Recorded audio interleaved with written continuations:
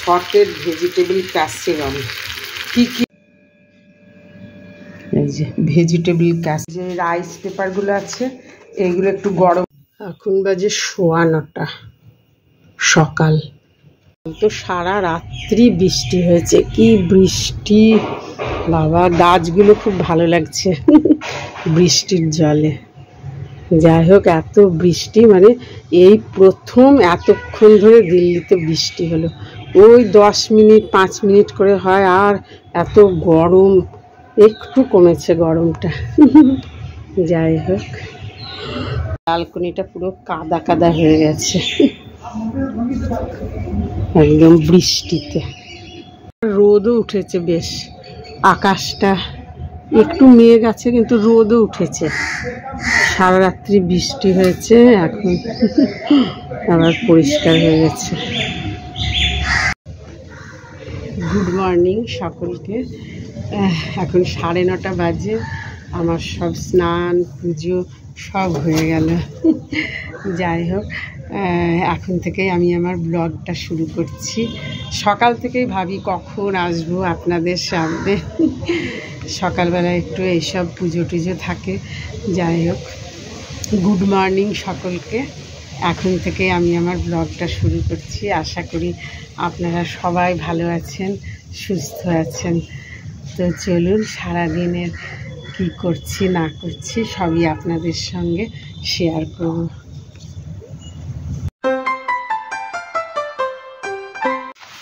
অনেক দিন থেকে কাপড়গুলো সেই অমৃতসর থেকে নিয়ে এসেছিলাম, বানাতে দেওয়া হয়নি, আজকে বানাতে দিতে যাব।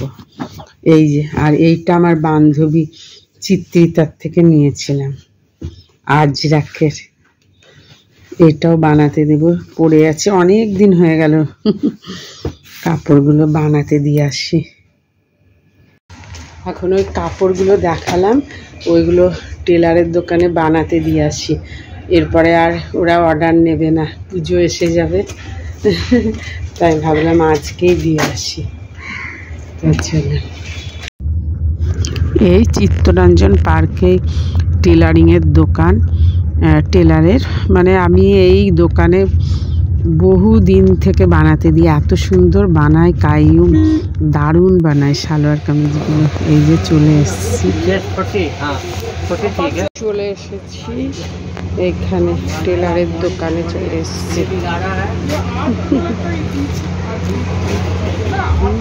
আজকের লাঞ্চে রাইস, চাল কুমড়ো, মুগ ডাল দিয়ে, শুক্তোর ডাল, কাঁকরোল সেদ্ধ, আর আলু পটল পোস্ত দিয়ে, আর স্যালাড, আর এই যে দই।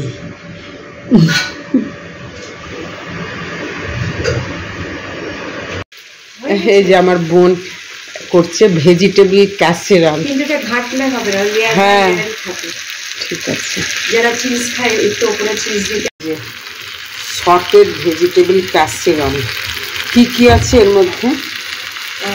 আলু আছে গোল গোল করে পাতলা করে কাটা, প্রথম লেয়ারটা। তারপরে সেকেন্ড লেয়ার হচ্ছে ছোট ছোট বেগুন পাতলা করে কাটা। থার্ড লেয়ার আছে টমেটো গোল করে কাটা। ফোর্থ লেয়ার আছে গ্রিন ক্যাপসিকাম, ইয়েলো ক্যাপসিকাম। তারপরে ফাইনাল লেয়ারে দুটো লম্বা লম্বা বেগুন, আর আগের থেকে সটেড করে রাখা টোফু। টোফু, আচ্ছা। তার মানে এখানে বেগুন, ক্যাপসিকাম, টমেটো আর টোফু, দুরকম ক্যাপসিকাম আছে। হ্যাঁ, ইয়েলো আর রেড। আর সবুজ লঙ্কা বড় বড় আচারে কটা দিয়েছি, আর কটা লাল লঙ্কা। আর প্রত্যেক লেয়ারে একটু নুন দিয়ে আর আনসল্টেড বাটার দিয়ে দিয়েছি। আর ওপরে তিল ছিটানো আছে। ওপরে কি ছিটানো? তিল? হ্যাঁ, তিল আর রাই। আর কি ফ্রেশলি ক্রাশড পেপার। আচ্ছা, ভেজিটেবল ক্যাসেরল। হ্যাঁ, সটেড ভেজিটেবল। ইউজুয়ালি ওভেনে দিয়ে ওটাকে করে, বেক করে। আমি ঠিক বটম আয়রন করায় একদম কম আছে ঢেকে রেখে দিয়েছিলাম। আচ্ছা, 8 ঘন্টা লাগলো। মানে আয়রন করায়? হ্যাঁ, একটু ঠিক বটম আয়রন করা, একদম কম আঁচে দিয়ে দিলাম। এখন বিকাল, আমাদের এটা রাত্রির ডিনারের জন্য তৈরি হচ্ছে। এই যে ভেজিটেবল ক্যাসেরল রেডি। এর উপরে একটু চিজ দিলে ভালো হয়, চিজ ছাড়াও ভালো লাগে। নুডলস দিয়ে দিলে ভালো। হ্যাঁ, এর উপরে আবার নুডলস দিলেও অনেক সময় ভালো লাগে, এমনিও ভালো লাগে। যাই হোক,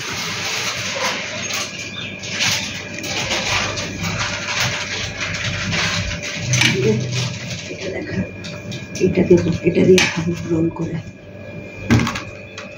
দাদা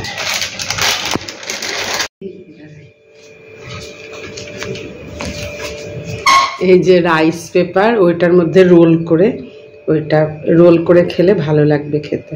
যে রাইস পেপারগুলো আছে এইগুলো একটু গরম জলে ভিজিয়ে দিতে হয় না, একটু গরম জলে ভিজিয়ে ওইগুলো দিয়ে রোল করে খেলে ভালো লাগে খেতে। যে একটু গরম জলে এটাকে এপিট ওপিট করে, এই যে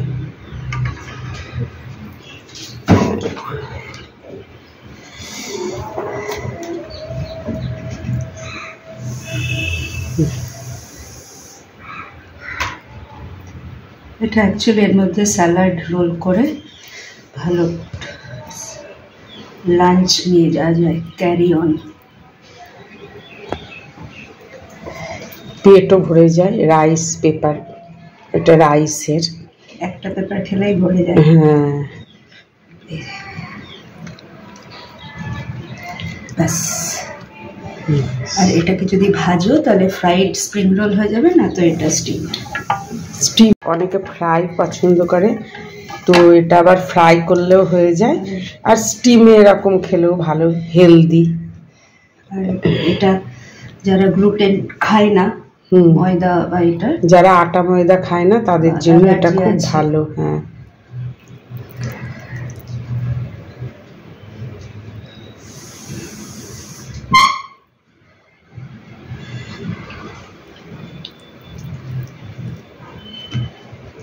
খুব বেশি দিয়ে রোল করলে আবার ফেটে যায়, খাওয়া যায়। পাতলা না রাইস পেপারটা।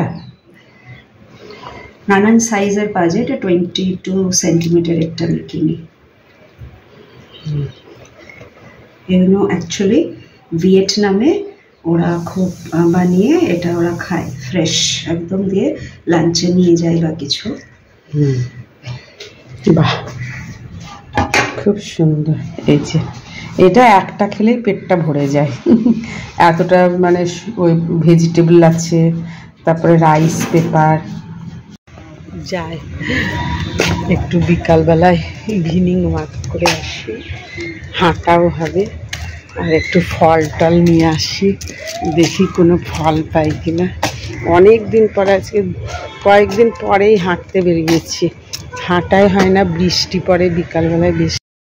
আমাদের বাড়ি থেকে বেরিয়েই এই সন্ধেবেলায় প্রচুর ফল আসে এখানে, বেশ সুবিধা, আর খুব ভালো থাকে ফলগুলো। এখান থেকেই আমি যেদিনই মানে ওয়াকিংয়ে বেরোই সেদিনই এখান থেকে ফল নিয়ে যাই। হাঁটতে গিয়ে আম নিয়ে এলাম, আমগুলো এবার জলে ভিজিয়ে রাখি, তারপরে মিঠু এসে ধুয়ে তুলে রাখবে। আম খাবো না বলেছিল, আর বর্ষা পড়ে গেছে তো এখন আবার ইচ্ছা হয়েছে, বলছে আম খাবো,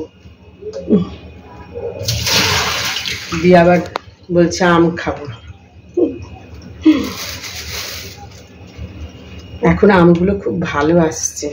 আবার এটা ল্যাংড়া নিয়ে এসেছি, জলে ভিজিয়ে রাখলাম, সব ভিজিয়ে রাখলে কষটা চলে যাবে। তারপরে মিঠু এসে ধুয়ে তুলবে, এক্ষুনি মিঠু আসবে।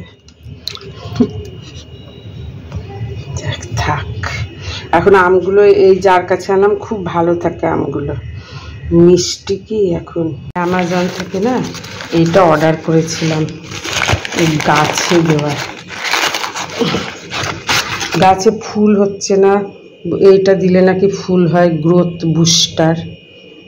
জবা গাছ, গোলাপ গাছে দেখি দিয়ে অ্যামাজন থেকে অর্ডার করেছিলাম। দেখি দিয়ে যদি ফুল হয় আবার আপনাদেরকে বলবো। এগুলো বাড়ছে, কি সুন্দর হয়েছে, অথচ ফুল। এটা 1 বালতি জলে 3-4 ফোঁটা মিশিয়ে গাছে দিতে হবে।